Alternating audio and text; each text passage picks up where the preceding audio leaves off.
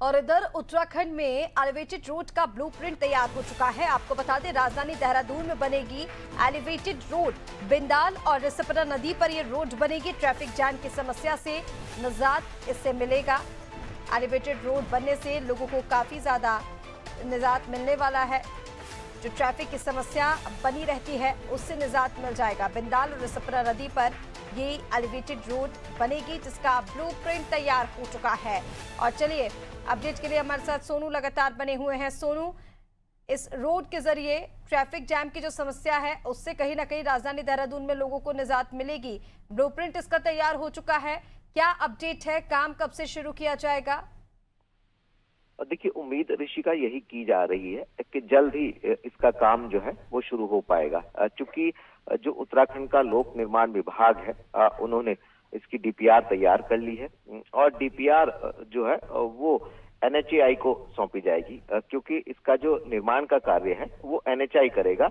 इस तरह की जानकारी हमें प्राप्त हो रही है। तकरीबन 26 किलोमीटर का ये एलिवेटेड रोड है, जिसमें कुछ हिस्सा बिंदाल नदी का है, कुछ हिस्सा जो है वो रिस्पना नदी का है। और इन दोनों ही नदियों के बीच का जो हिस्सा है वहां पर इसको अस्तित्व में लाया जाएगा। और एलिवेटेड रोड से, जैसा आपने स्वयं इस बात को कहा कि उत्तराखंड की राजधानी देहरादून में जो दिन दिन बढ़ता ट्रैफिक जाम है, इसकी जो समस्या है इसका समाधान हो पाएगा। इससे लोगों को निजात मिलेगी।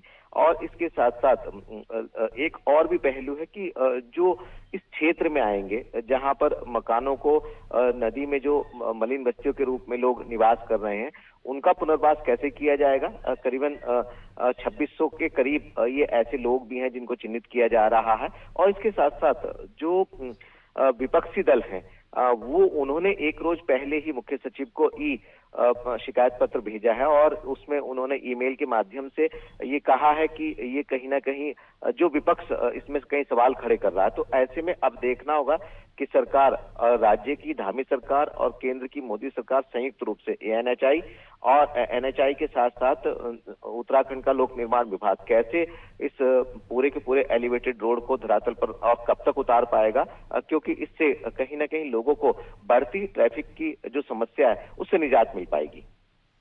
बिल्कुल, देखिए, ट्रैफिक जैम की समस्या को लेकर ये रोड बनाई जा रही है, लेकिन सबसे महत्वपूर्ण है, विपक्ष भी जिस तरह के सवाल उठा रहा है समय सीमा को लेकर, क्योंकि प्रोजेक्ट तैयार होते हैं फिर कई बार उसमें समय ज्यादा लग जाता है, कई बार प्रोजेक्ट अधूरे रह जाते हैं और इन्हीं तमाम चीजों को लेकर सवाल भी उठाए जा रहे हैं। ऐसे में सरकार की तरफ से समय सीमा को लेकर क्या कहा जा रहा है? लगभग कितने समय में ये पूरा प्रोजेक्ट हो पाएगा? देखिए ऋषिका, ये बहुत महत्वपूर्ण सवाल है, क्योंकि ये जनता से सरोकार रखने वाला मुद्दा है।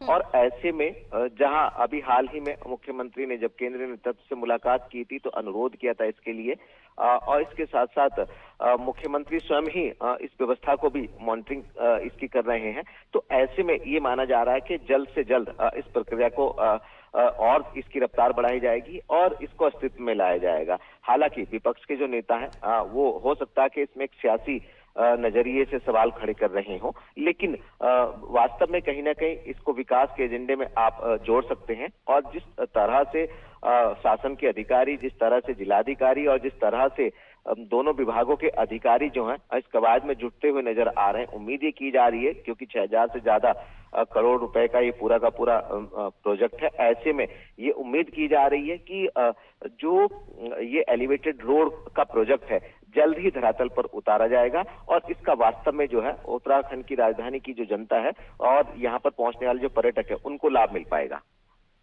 बिल्कुल सोनू, अब देखना ये होगा कि कब तक ये प्रोजेक्ट तैयार होता है। सरकार का महत्वाकांक्षी प्रोजेक्ट है और कब तक ये पूरा होगा, कब तक ट्रैफिक जैम की समस्या से निजात मिलेगा। हालांकि ब्लूप्रिंट तो इसका तैयार हो चुका है। फिलहाल तमाम जानकारी के लिए शुक्रिया, बने रहिए आप हमारे साथ, आगे भी आपसे अपडेट लेंगे। तो ये बड़ी खबर है, आपको बता रहे हैं, जहां पर बिंदाल और रिसपना नदी पर एलिवेटेड रोड बनेगा, जिससे देहरादून में ट्रैफिक की जो समस्या लगातार आती है उससे लोगों को निजात मिलेगा। ब्लूप्रिंट इसका तैयार कर लिया गया है और जल्द से जल्द इस पर अब तैयारी शुरू की जाएगी।